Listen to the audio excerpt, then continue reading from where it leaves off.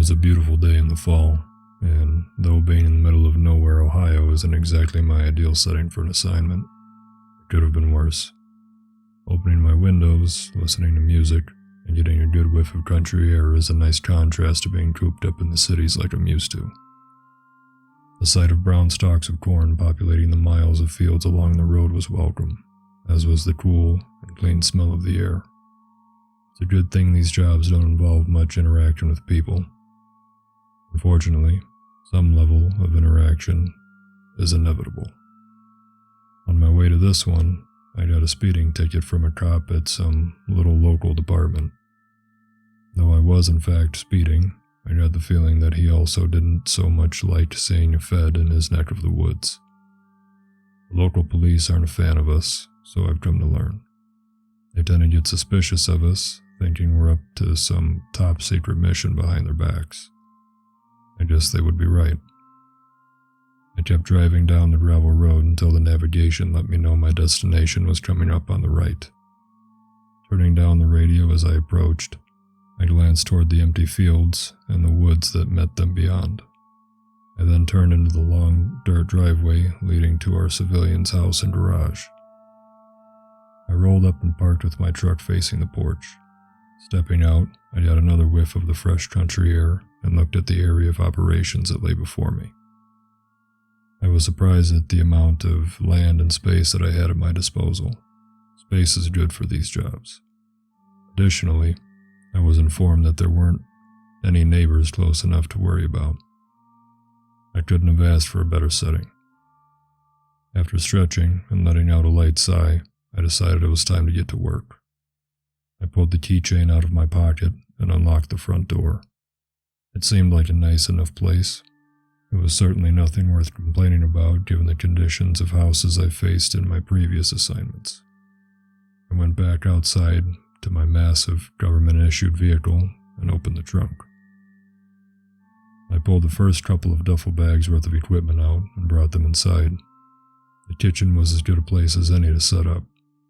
After making 5 or 6 trips of dragging heavy bags and boxes of my junk into the house, I went back outside to open the garage. Thank God we were able to catch this case early and the civilians were able to make it out in time. It also meant I got room in the garage to park this thing. All that remained in the truck was the large metallic box, but I wasn't going to need that until later. I shut the trunk and pulled my vehicle into the garage, closing it on my way out. I stepped back into the house where I changed from my suit to my gear. Wearing the suit all day annoys me, but I suppose the higher-ups want us to look like good, friendly feds to the public. The public has no idea the kind of monsters we are. I unpacked box after box of equipment and weapons. I loaded up my Glock 17 with the extended 30-round magazine, just as I did with my standard .556 rifle. I checked the laser sights on both. All good. Next was my favorite, the .338, with the best scope you could ever ask for. Sure is nice having a virtually infinite budget.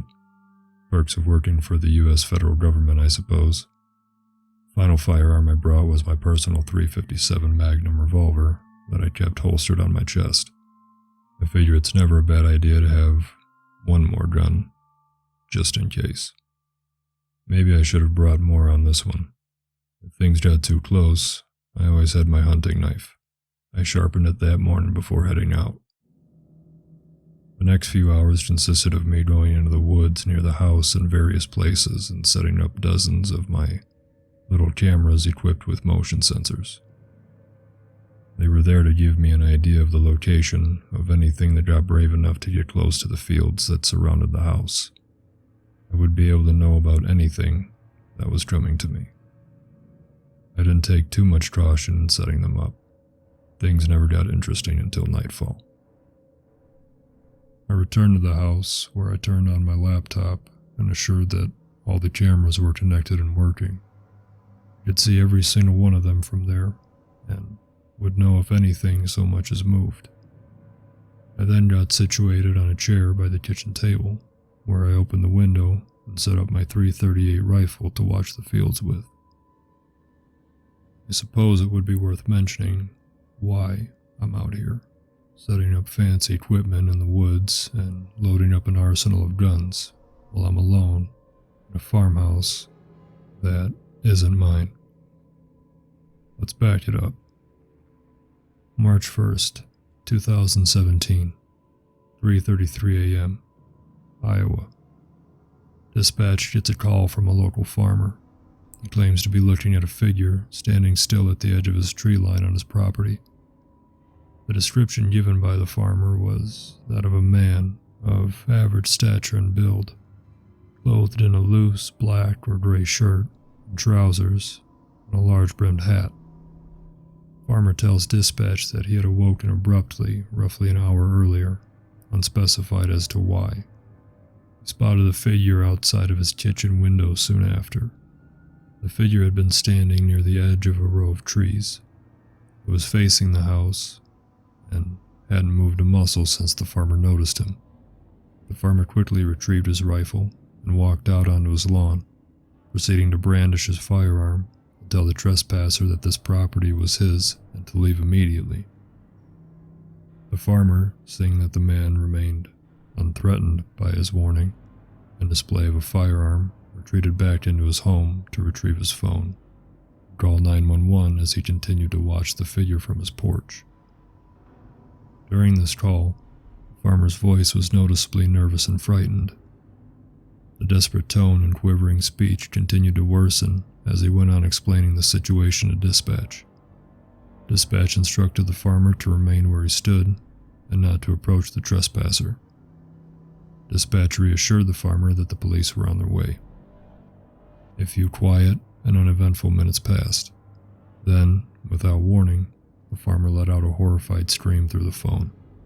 The call was disconnected seconds later. The police began their over 40-minute drive to the residence.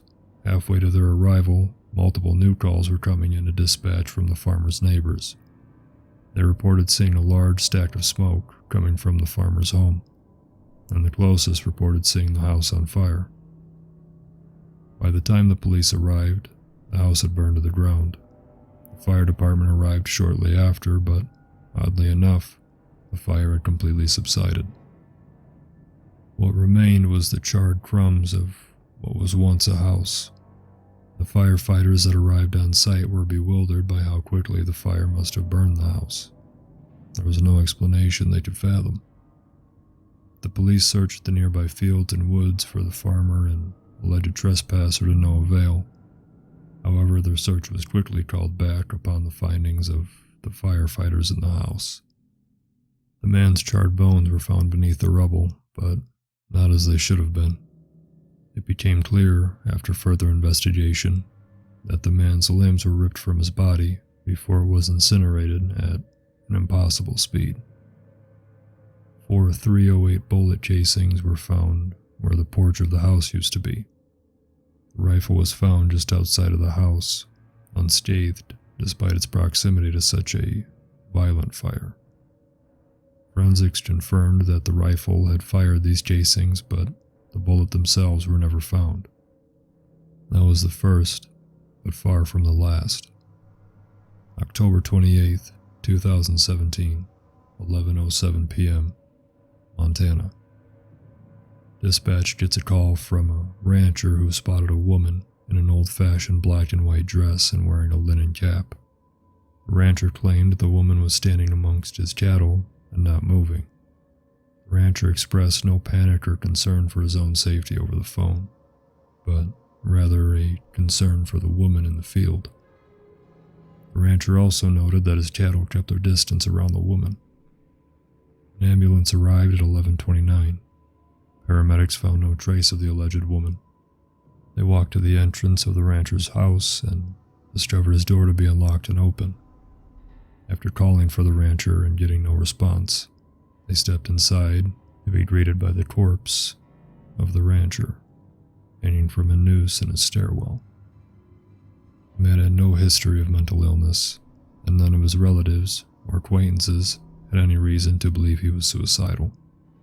Additionally, an autopsy report concluded that both arms were broken in multiple places, as well as every finger, as if they had been crumpled together by a great force. He could not have tied the noose himself. November 29th, 2018, 2:06 a.m., Wisconsin. Dispatch gets a call from another farmer. He had spotted a woman in an old black and white dress and linen cap. The woman had been standing in the long driveway from the road to his house, lit by the lamp that covered it. She stood motionless in the cold, windy, and heavily snowing weather. The farmer and his wife were later found under a collapsed wall of their crumpled house, with stones placed on top. They had been placed in a seemingly orderly fashion until there was enough weight to crush their bones. This happens to be the first incident we have on record with photo evidence. A trail cam owned by the farmer and his wife a few acres away from the house caught a picture the night of the incident. Got a picture of the woman exactly as the farmer had described. Black and white dress, white linen cap. It looked as though she had stepped through a time from hundreds of years before, placed like a mannequin in front of the camera. May 30th, 2019, Minnesota. September 3rd, 2019, Nebraska. January 4th, 2020, South Dakota. I could go on, but the point is that these incidents have been happening more and more frequently, and they aren't stopping.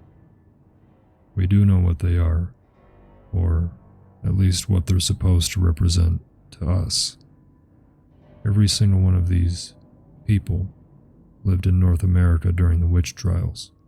We don't believe they were the ones who were executed. We believe they were the ones who made the accusations, the ones who got their neighbors killed, the ones who carried out the executions, and now they're back to kill again. Luckily, my department picked up on these patterns early on and designated a team to deal with them. There are a few hundred of us. I am in the dark about what everyone does exactly. I haven't met many, but I do know some find potential incidents, some investigate, some deal with cover-up and handling the publicity, and then, of course, there are the ones you send in to eradicate the problem. That's where I come in. I am here to hunt them down, to put them back in their graves, so it would seem. Sometimes I get here before they've claimed a victim, sometimes after. But the reign of terror comes to an end with me. They've never gotten away from me, and I have never failed an assignment. I didn't plan on this night being any different. A beep sounded from my laptop screen as an outline from one of the cameras lit up, indicating that the motion sensor detected movement. It had been quiet since I set it up. There was not even the slightest sign of wildlife. No deer, no squirrels, nothing. I leaned forward and intently examined the camera that had been triggered. There was nothing to see. Another sensor triggered. Again, the camera showed nothing. My eyes darted from camera to camera, looking for motion. Another camera triggered, though all that I caught was sight of a shaking tree branch. There was no wind today. Another. This time I saw it. A dog-looking figure darted across the camera in only a few frames, but I knew it was no dog. I turned my attention from the cameras to the field in front of me, where the movement had come from. I got behind my rifle and looked down the scope to the tree line in the distance. My heart began to pound in my chest at an intense tempo. I could feel the adrenaline kicking in while I scanned the edge of the field for movement. All that greeted me was the orange glint of the setting sun on the tree line and the tiny shadows of the little stumps of corn stalks in the otherwise empty field. It was silent. Not even a wind accompanied me this evening, though I can't complain. It's better for shooting. For a few minutes, I continued to run my scope along the tree line. occasionally getting a peek with my own eyes. It was during one of these peeks when I noticed a color out of place in between a couple of trees on the other side of the field. Some sort of black and white speck that was there not a second before. I lowered my head back behind the scope and centered it. As I studied the scope, a man-like figure standing at the edge of the field came into focus. It wore black, tattered rags of clothing that hung loosely on its rigid frame. It stood still, stiff as a board. Its eyes were fixed on something ahead of it. It took me a moment to realize it was focused on me. It didn't move a muscle, not even blinking as it stared. I came to my senses and prepared to do my job. I flipped the safety off of my rifle and centered my crosshairs on its chest. I began to breathe deeply, my finger on the trigger, ready to pull, but I didn't take the shot. Not yet. I saw it start to move. Even with the distance between us, my scope made the picture of this figure clear as day. The movement came from only one part of its body, its mouth. First, its crusty lips detached from one another, and the mouth began to open. Steadily, it opened more and more. All the while, the rest of its body and head remained fixed. Its jaw sank to what should have been all it could, but it didn't stop. It fell further, dipping down below its chest, its skin like a stretched rubber band waiting to snap. Though it didn't, it kept stretching. Still stiff as a board, the man-like thing remained with its eyes locked on me while its mouth sat open, impossibly wide. It stood there with its hanging jaw for a moment I shouldn't have given it. Now I knew I had my target. I began to apply pressure to the trigger before I was stopped, shaken by a force. A scream, like a choir of souls in despair being dragged off to hell, with the power of 1,000 horns sounding the start of a medieval battle, rung through the fields. Its volume caused flocks of birds in the nearby trees to fly away in a panic. Its bass shuddered through my chest and left me too hypnotized to pull the trigger. I'll never get used to hearing one of them scream. Here we go, I muttered to myself, the only thought I could conjure from my brain at that moment. Closing its mouth, it leapt forward and reached for the ground in front of it with its hands fixed like claws. As soon as they met the ground, the feet followed and planted themselves quickly so that it could boost itself forward once again. It had begun its terrible charge. All the while, its face remained fixed on me, rotting teeth exposed and clenched in rage. The speed at which it rushed across the empty field would make a deer running for its life look lazy in comparison. But I was the prey here. Though my heart began to race at the sight of this abomination barreling toward me, this anomaly of hatred and hunger bound to flesh, I remained calm. I began to steady my breathing, taking control of each breath, in and out. Inhale, exhale. Inhale, exhale. Inhale, exhale. Squeeze. The crack of the shot rang out through the dimming sky and the field before me, my response to its enraged scream. I remained fixed on the target, observing the spatter of blood as it shot from its back.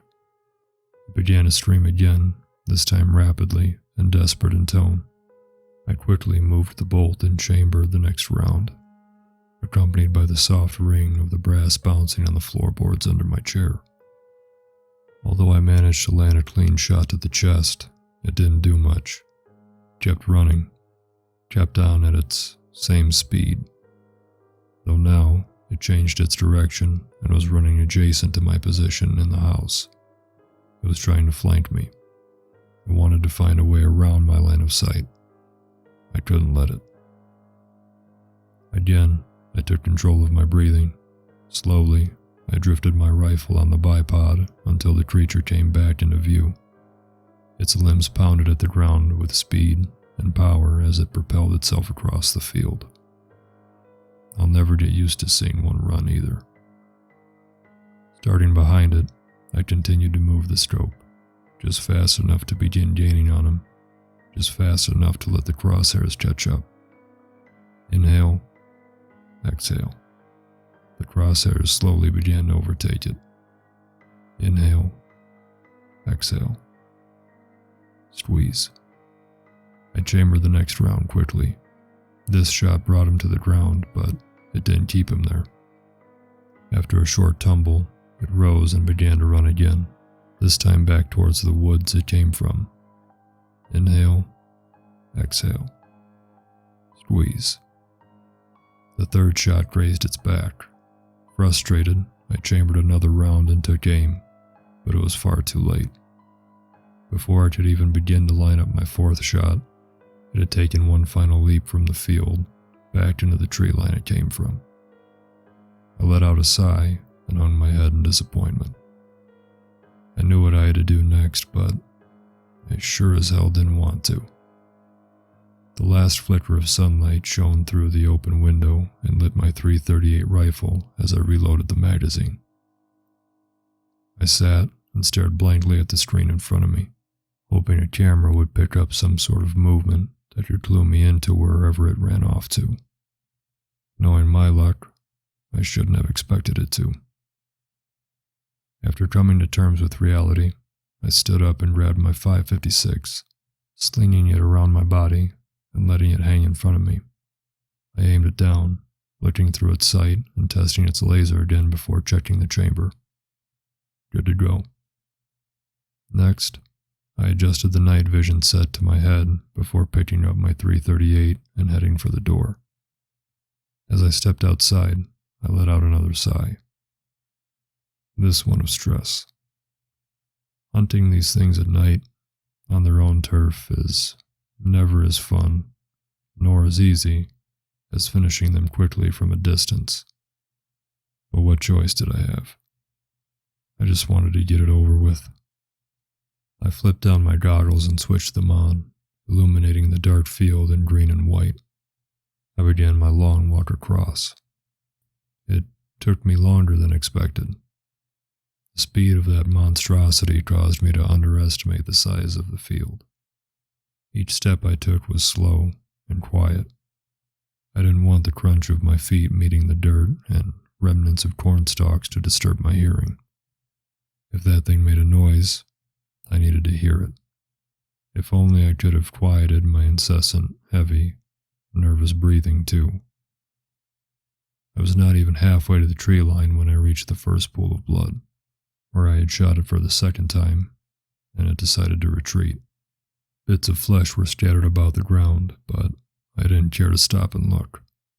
Instead, I focused on the blood I could see that led back into the woods. Any experienced hunter has had to track a deer or two. It can be very frustrating. The trail isn't always so clear, and you never know how far it has gotten. In my case, I knew this thing was still alive, and it was angry. I continued my walk, splitting my attention between the blood trail on the ground and the tree line in front of me, scanning for movement and listening. If I was lucky enough, it would have gotten bold and tried to take me down in the field. Unfortunately, I'm not so lucky. Silently, I followed the trail until it met the woods. I stopped walking and calmed myself. I didn't want to go past those damn trees, but there was no avoiding it. I had a job to do. I extended the bipod of my .338 and lowered it to the ground before raising the stock of my other rifle to my shoulder. I took a deep breath and resumed my walk, now even slower and more cautious. At least now my heavy breathing would be drowned out by the sound of snapping twigs beneath my feet. Immediately upon entering the woods, I spotted the next sight of blood. It came from a tree branch, its leaves covered in the dripping crimson liquid. I walked up to observe, only to notice more blood on the branch above that one, and the next. I noticed the pattern and followed each branch up, one by one, each with its leaves covered in blood. Suddenly, a mass moved on top of the tree next to the one I was looking up at. I swung my rifle up, pointing above me at the top of the trees. The mass turned, and into view came two glowing eyes, like white lights in my night vision. It opened its mouth again to let out another deafening scream, but I raised my rifle and took aim. Its scream was cut short by a bang from my barrel and the thud of the rounds meeting its flesh. I was only able to squeeze half a dozen rounds off before it leapt away to the tops of the neighboring trees. I kept shooting as it jumped from one tree to another, though within seconds it was out of my line of sight. I charged through the woods after it and watched it leap impossible distances, shaking trees so hard I thought some might snap. All the while, I kept trying and failing to line up a clean shot. The ones I did manage to squeeze off were either misses or ineffective. Even at the full-on sprint that I managed to sustain for a good few minutes, I was barely able to keep up. I almost abandoned the chase entirely before I saw an opportunity. There was a clearing ahead, a trail. The distance across was far too wide for it to jump. It took a sharp right once it realized this and began jumping from tree to tree along the trail.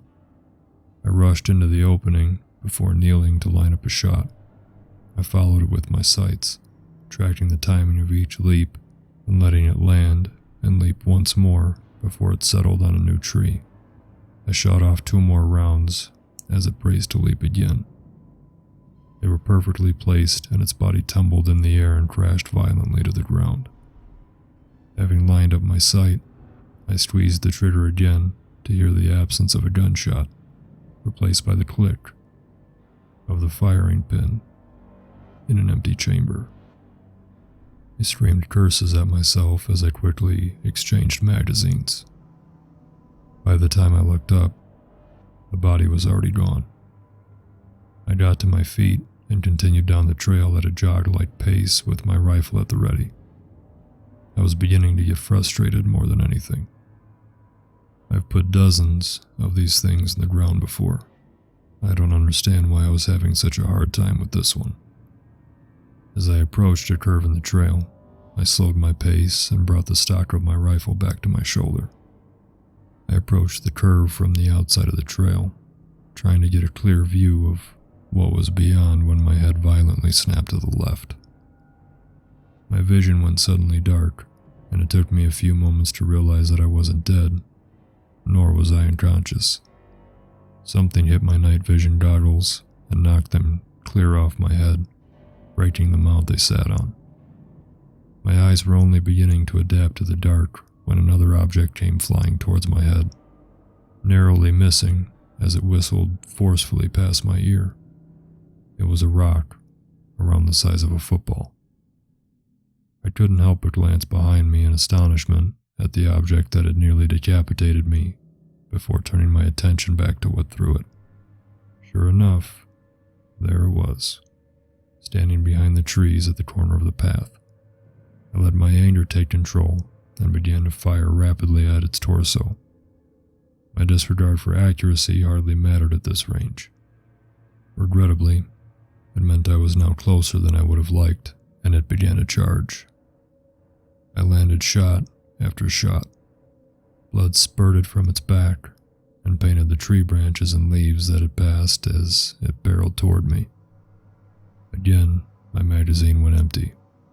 Instead of bothering to reload a new one, I quickly drew my Glock and continued my rapid fire on the beast. It broke into the clearing and fell to all fours before it leapt forward and ran as it had done in the field.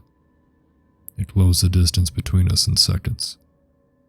A hand clenched around my throat, and I was lifted off the ground like a feather. It kept running past the edge of the clearing and carrying me into the woods. I continued to pepper it at point-blank range with my pistol. Between shots, I could hear its hysterical laughter directed at my futile efforts. Its face smiled with a look of sadistic insanity. I continued shooting until my magazine went dry and I was stuck with an empty gun. With nothing else I could do, I began to beat its face with the empty pistol. This seemed to piss it off. It violently threw me through the air. I felt my body snap dozens of branches before I met the ground and rolled uncontrollably. Recovering quickly, I grasped the rifle still slung around me and replaced the empty magazine with a new one. It was a mere feet away from me when I started to fire. I got a few shots off before it grabbed my arm. This time I whipped the barrel of my rifle up, clubbing it hard across the face. It let out a short, irritated scream. I thrust my barrel at the top of its head, knocking it back as it emitted another angry grunt. It reached up with its left arm and tried to grab the barrel before half of its fingers were blown off by my next shot. It recoiled its arm in pain before swinging it back at me. Upon contact, my rifle flew out of my hands and the sling came undone from my body as it was thrown far into the woods behind me. I attempted to retreat before he grabbed me with his right hand and what remained of his left around my neck. Again, I was picked up and it carried me, this time only a short distance to a tree. My back cracked as I was slammed into the bark. It looked up at me and smiled again. We killed our sinners. We brought justice to our land. We brought justice for God. I ignored its foul speech, lifting an arm and hooking it across the face with a firm punch. It had no effect. You are all sinners, and you will die for your sins as they did. Again, I struggled and pummeled its face with everything I could muster, but it still did nothing. Now go and burn in the lake of fire. It shouted and began laughing with a dozen sadistic voices, all coming from its mouth. It opened its mouth and its jaw was once again stretched to what should be an impossible level. It lowered me until I was level with it. It moved its open mouth toward my head, shaking with rage. Its teeth now a few inches from my face. Its breath foul. With my left arm, I drew my knife, slashing it across the chest before plunging it into its neck. I hooked a punch with my right arm that finally caused it to stumble. It wound up its own punch and let it loose. I narrowly escaped, ducking out of the way before its fist met the tree and went right through, splitting it in half before the wood tumbled to the ground. I took this opportunity to draw my .357. He recovered from its punch and faced me, pulling the knife from its neck and letting blood spurt and gush. It stared me down as it slowly approached, ready to deliver its finishing blow. Its head was shaking now, harder than ever in anger. Its mouth hung open to half its capacity where it showed its rows of rotting human teeth. I raised my revolver and attempted to steady my sights, but I was too shaky. I quickly collected myself. Inhale, exhale. The front sight became level with the rear. Squeeze. The recoil caused the gun to rise enough for me to get a look at the damage. I clipped its mouth and the corner of its jaw. It hung open with one side detached completely.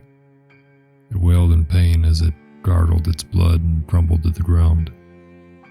I aimed again, cocking the hammer. Squeeze. With the second round, I detached its jaw completely. "Let's see you bite me now, fucker," I painfully muttered with anger. It dropped my knife and was now lying flat on its back, breathing heavily. I approached, cocking the revolver again as I did.